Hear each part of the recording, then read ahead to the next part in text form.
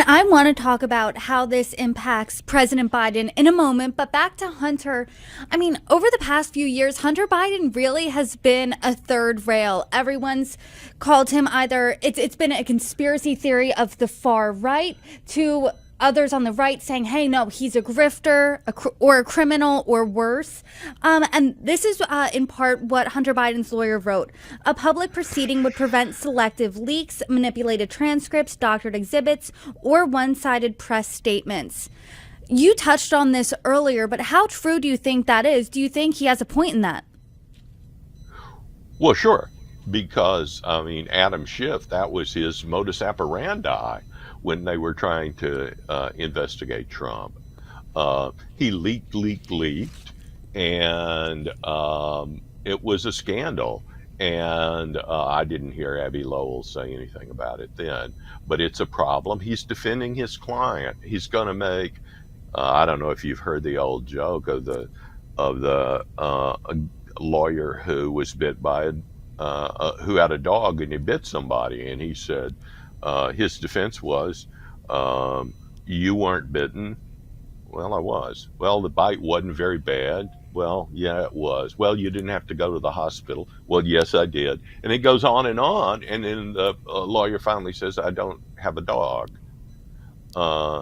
When he did. So you use every defense you can, and that's exactly what Abby Lowell is doing. That's what a good lawyer does. The interesting thing here to me, Brittany, is that Abby Lowell is a smash mouth attorney.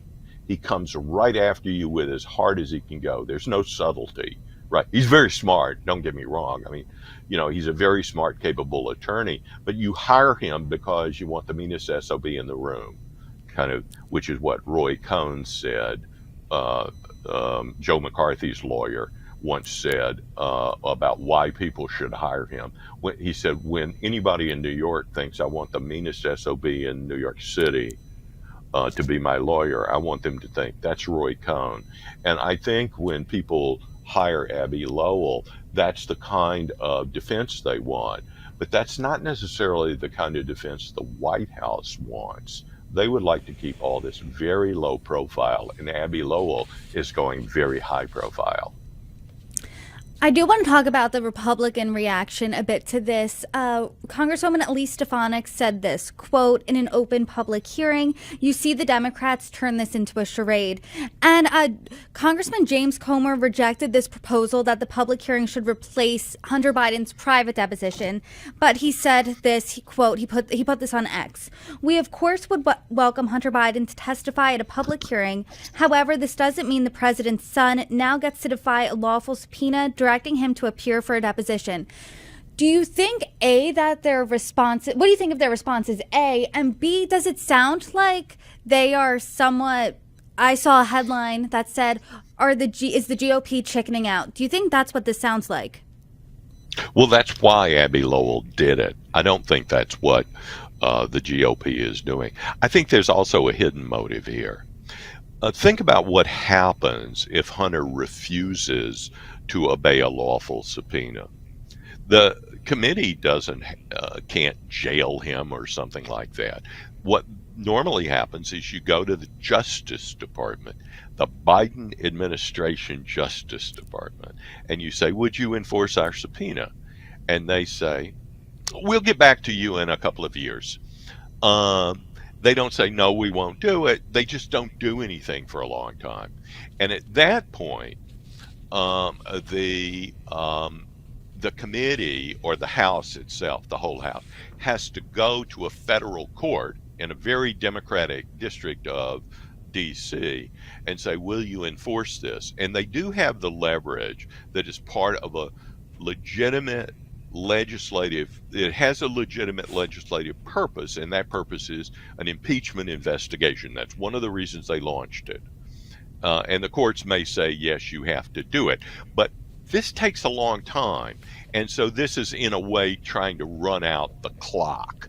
And that's, again, a smart strategy by Abby Lowell, but it's against the public interest. In the end, the public interest is in understanding what the Biden family was doing, but critically, what Joe Biden knew, whether Joe Biden aided, knowingly aided in the process, and if Joe Biden personally benefited.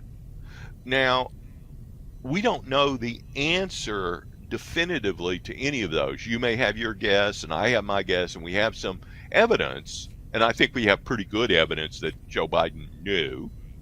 I think we have medium evidence that he may have aided in various ways, and we certainly have evidence that senior law enforcement officials at the DOJ and at the IRS tried to do everything they possibly could, and even said so, to block an investigation that would touch on Joe Biden. But we have almost nothing at this point that he benefited. And in my opinion, Brittany, that's insufficient to get an impeachment vote, and would be insufficient if I were voting, even if the Republicans had a large majority, and right now they don't.